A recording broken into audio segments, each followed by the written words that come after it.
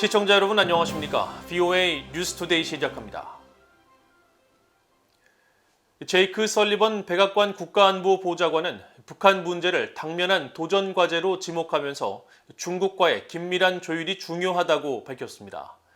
설리번 보좌관은 또 미국은 중국과의 경쟁이 충돌로 번지지 않도록 관여를 강화할 것이라고 말했습니다. 첫 소식 박형주 기자가 보도합니다. 제이크 설리번 백악관 국가안보 보좌관은 16일 미국 워싱턴의 민간연구소인 브루킹스 연구소가 주최한 화상 세미나에 참석해 하루 전 열렸던 조 바이든 대통령과 시진핑 중국 국가주석의 화상 정상회담 결과를 설명하면서 두 정상은 북한과 이란, 아프가니스탄 등 주요 지역 도전 과제에 대해 의견을 교환했다고 밝혔습니다. 설리번 보좌관은 이어 미중 관계 발전을 지속하기 위한 다음 단계가 무엇이냐는 질문을 받고 북한의 미사일 발사와 함께 미국의 대북 외교 의지를 언급하며 북한 문제는 양국의 협력이 필요한 사안이라는 점을 거듭 확인했습니다. On North Korea, of course, we have seen a series of tests by North Korea. The United States has indicated we're prepared to engage good faith in diplomacy if North Korea is prepared to do the same. So coordination around that issue is also very important. 설리번 보좌관은 이어 북한 외에도 이란 핵 문제를 거론하며 미국과 중국이 역사적으로 협력해왔고 현재 중요한 순간을 맞은 임박한 도전 과제라고 지적했지만 북한 문제에 대한 두 정상의 구체적인 논의 내용에 대해서는 언급하지 않았습니다. 설리번 보좌관은 이어 긴밀한 조율이 필요한 영역으로 기후변화 대응과 신종 코로나 바이러스 등 공중보건 문제를 제시했고 이견을 효과적으로 관리해야 할 문제로는 타이완 해협 주변의 안정과 평화 보장 등을 거론했습니다.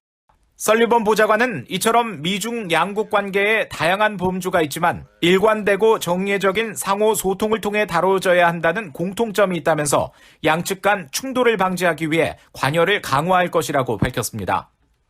You will see at multiple levels an intensification of the engagement to ensure that there are guardrails around this competition so that it doesn't veer off into conflict.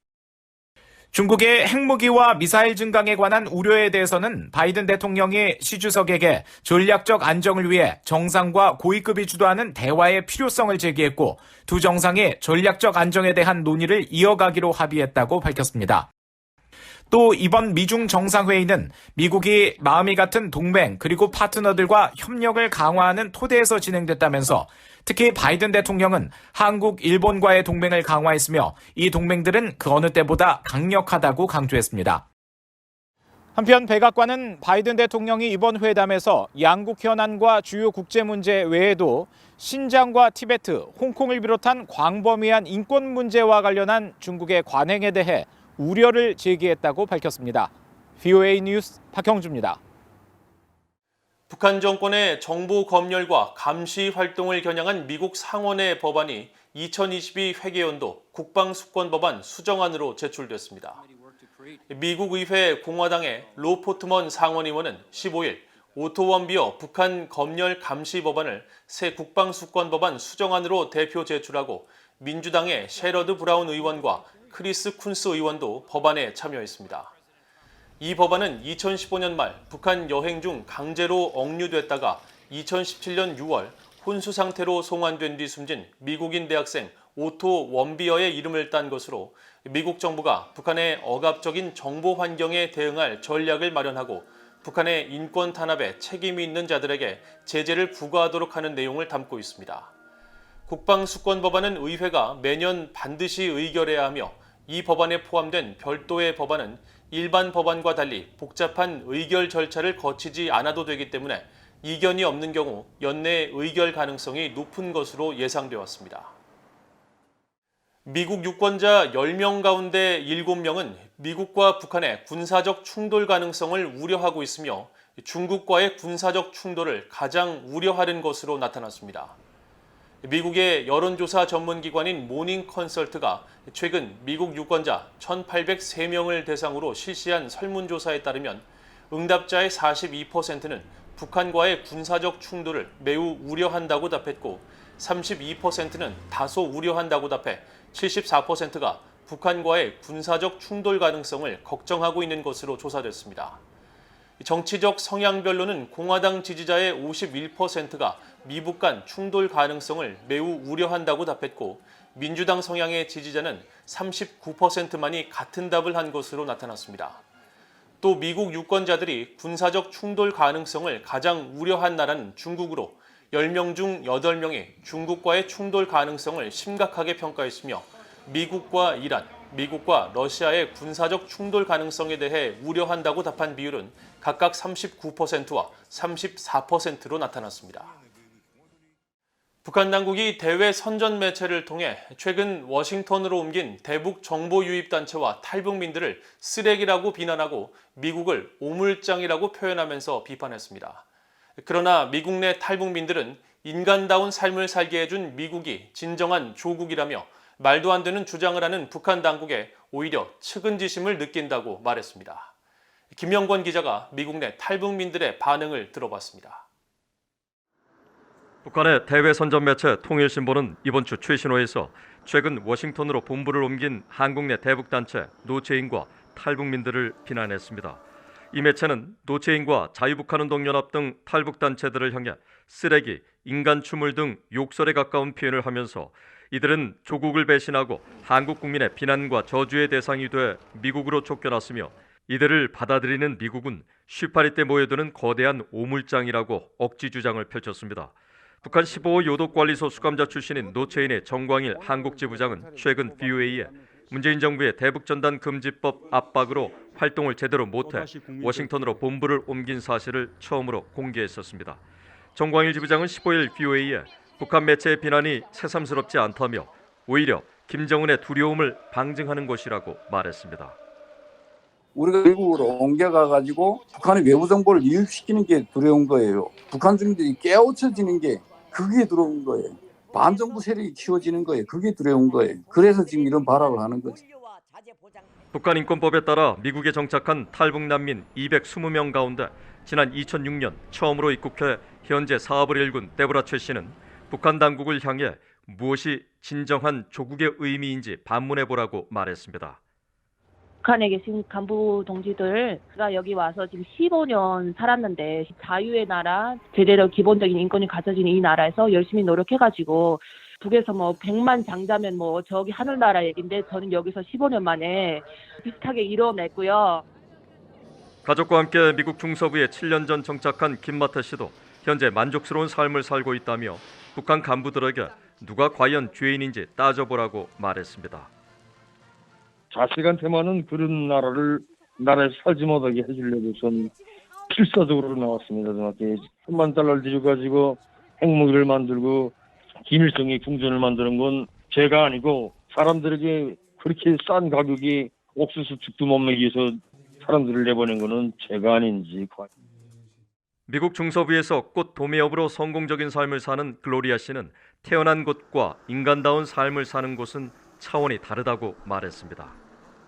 미국이란 나라 자체가 저희한테는 그냥 조국이죠. 너무 감사한 나라. 미국에서는 인간으로서의 삶을 누릴 수 있는 삶을 허락해줬다면은 북한에서는 키워준 이유가 각 개인의 삶의 질을 향상시키느라고 그걸 뭐 먹여준 게 아니라 그 자기네 그 김일성의 오직 로얄 패밀리만 지키기 위해서 백성들이 필요하니까. 노체인의 정광일 지부장은 북한 선전 매체의 탈북민 비난은 결국 자충수가 될 것이라며 그런 주장을 믿는 사람들은 지구촌에 이제 거의 없다고 말했습니다. 미국 국무부 대변인은 앞서 VOA에 한국과 미국 다른 곳에 있는 탈북민 커뮤니티와 적극 관여하고 있다면서 북한이 인권에 대한 존중을 개선시키기 위해 탈북민들의 목소리를 확대하고 북한 안팎으로 또 내부에서의 자유로운 정보 흐름을 촉진하는 사안 등에 계속 초점을 맞추고 있다고 밝혔습니다. VOA 뉴스 김영권입니다. 미국 연방법원이 대배심에 기소된 북한 조선무역은행 관계자 등 30여 명을 도망자, 즉 사실상 기소 중지자로 관리하기로 했습니다. 법원 기록 시스템에 따르면 미국 워싱턴 DC 연방법원의 루돌프 콘트레라스 판사는 지난 10일 연방 대배심에 기소된 북한 조선무역은행 관계자 등 피고들이 도망자 신분인 만큼 이번 사건을 일정과 사건관리위원회로 다시 배치한다고 밝혔습니다. 일반적으로 형사사건의 담당 판사 배정 역할을 하는 일정과 사건관리위원회는 피고의 소재 파악이 불분명한 경우 사건을 다시 돌려받아 피고가 체포되거나 다시 소환될 때까지 해당 사건을 관리하게 됩니다. 따라서 이번 명령을 계기로 고철만 등 피의자들은 공식적으로 도망자 신분, 즉 기소 중지자가 됐습니다. 앞서 미국 법무부는 지난해 2월 조선무역은행 은행장으로 활동하던 고철만과 김성희, 부은행장인 한웅과 리정남 등 조선무역은행 또는 은행의 위장회사 등에 근무하던 북한인 28명과 중국인 5명을 기소한 바 있습니다. 이들은 250개 위장회사를 통해 최소 25억 달러를 거래하고 이 과정에서 미국의 금융망을 이용해 미국의 긴급경제권한법과 대북제재법, 대량살상무기 확산제재법과 국제 돈세탁, 은행법을 위반한 혐의 등이 적용됐습니다. 중국 정부는 탈북민들을 난민으로 인정해야 할 국제법적 근거가 분명하며 유엔의 지속가능한 발전을 적극 지지하는 중국이 탈북민 보호 의무를 저버리는 것은 명백한 이중잣대라고 이정훈 전 한국 북한인권국제협력대사가 밝혔습니다. 2016년 제정된 한국의 북한인권법에 따라 한국 외교부 사상 처음으로 북한인권국제협력대사를 지낸 이 전 대사는 15일 미국의 민간 연구단체인 세계정치연구소 IWP가 주최한 화상대담에 참석해 중국 정부가 유엔 난민기구의 탈북민 망명 신청자 인터뷰 절차를 엄격히 금지하고 있다면서 강력히 비판했습니다. 그러면서 인간 안보 원칙이 포함된 유엔의 지속가능한 발전 의제를 적극 지지하고 있는 중국이 탈북민 문제와 관련해 완전히 다른 이중적 태도를 보이고 있다면서 1951년 제정된 유엔 난민협약에 따라 탈북민들이 북한 송환 시 당하게 될 구금과 고문, 처형 등의 사유는 분명한 망명 신청이나 난민 분류의 조건이 된다고 지적했습니다. 이 전 대사는 또 최근 중국 당국이 탈북민의 강제 북송을 우려한 유엔 특별보고관의 서한에 답신을 보내고 탈북민들이 불법 미립국자로 난민이 아닌 불법 이민자라고 주장한 데 대해서도 우려를 나타내면서 중국 당국이 유엔 난민기구에 탈북자 접근을 시행하도록 국제사회가 강력히 촉구하고 중국과 몽골에 탈북민들을 위한 난민 수용소를 설립해야 한다고 강조했습니다. 이상으로 VOA 뉴스투데이를 모두 마칩니다. 시청해주신 여러분 고맙습니다.